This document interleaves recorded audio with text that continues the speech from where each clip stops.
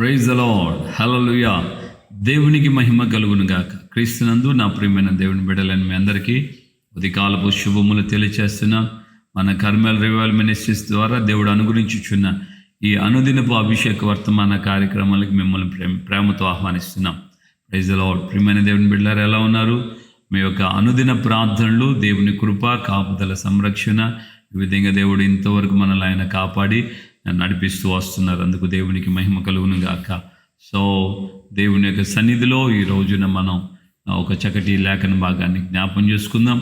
యోహాను సువార్త 1వ అధ్యాయంలో బాప్తిస్మ ఇచ్చే యోహాను యేసు ప్రభు తన ఎందుకు వచ్చే సందర్భంలో యేసయ్య తన ఎందుకు వస్తున్నట్టు చూచి యేసయ్యను చూసి ఆయన ఏమన్నాడంటే, ఇదిగో లోక పాపములు మోసుకొని పోవు దేవుని గొర్రె పిల్ల అని అన్నాడు. హల్లెలూయా.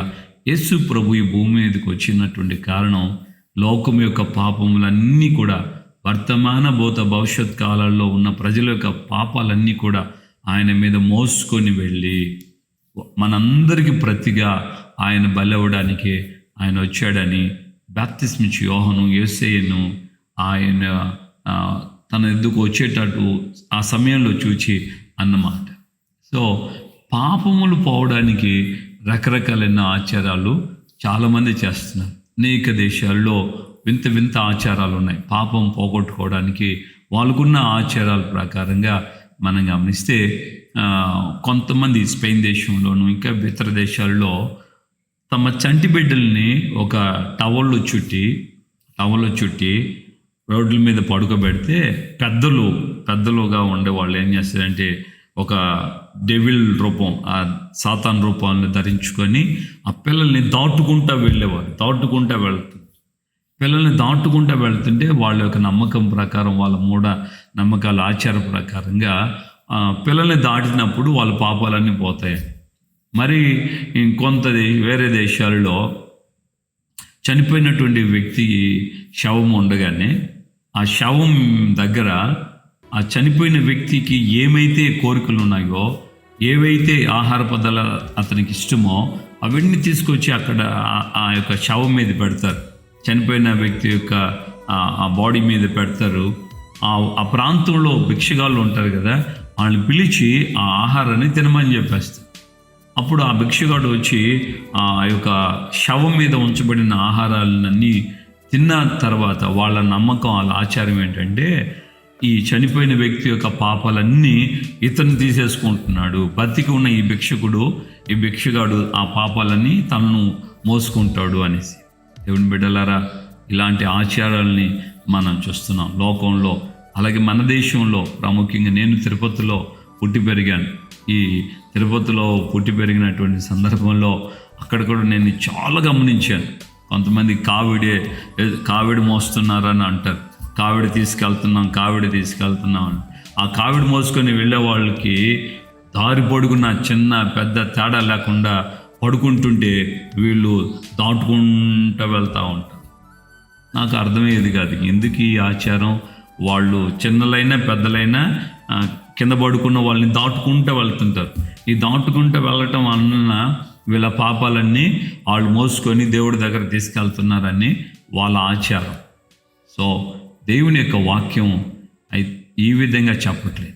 యేసయ్య మనందరి పాపాలు మోసుకొని వెళ్ళడానికి ఆయన ఈ భూమి మీదకి వచ్చాడు. ఆ విధంగా ఎవరి జీవితాల్లో కూడా పాపాలు తీసివేయబడదు. ఈ ఆచారాల ప్రకారంగా వెళ్తే పాపాలు పోవు. పాప పరిహారార్థం బలిగా మార్చబడవలసింది యేసయ్య మాత్రమే.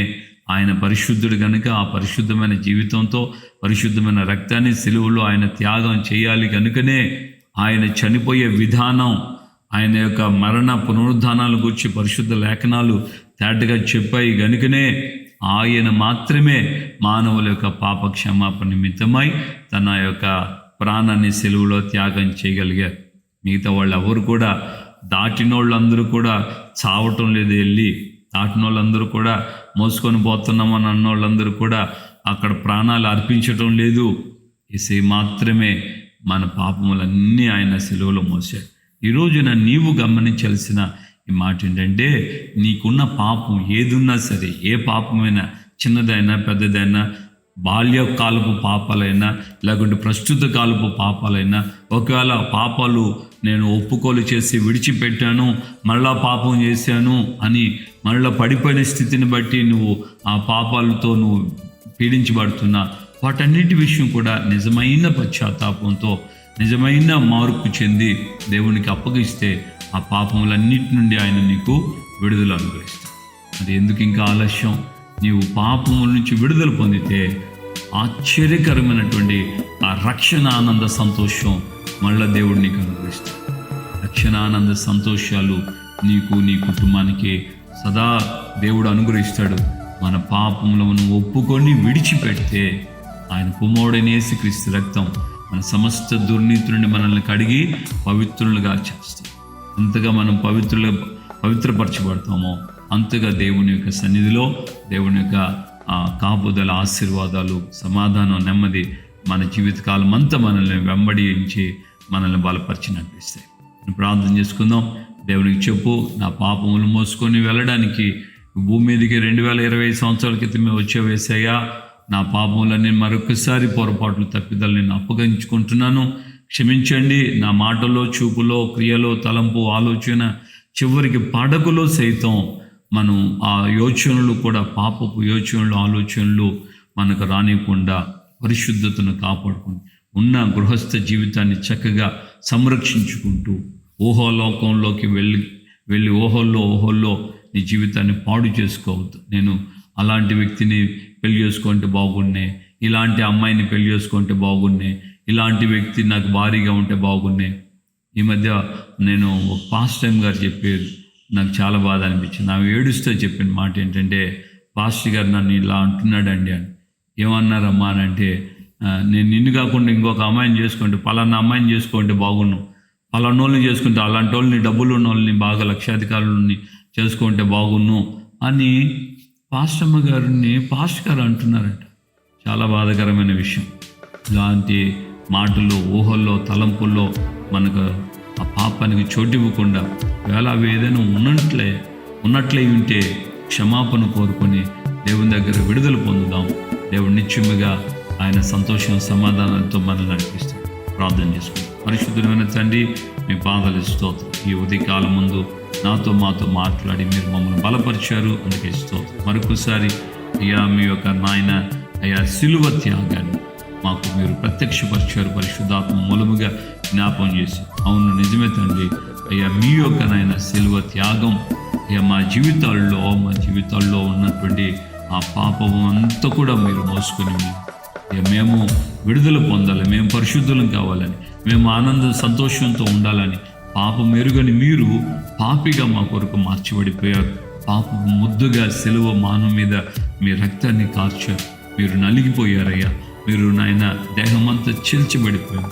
సిలువలో అయ్యా చేతులలో, కాళ్ళల్లో మేకులతో, గాయాలతో అయ్యా యావత్తు శరీరం అంతా రక్తపు ముద్దగా మారిపోయారు.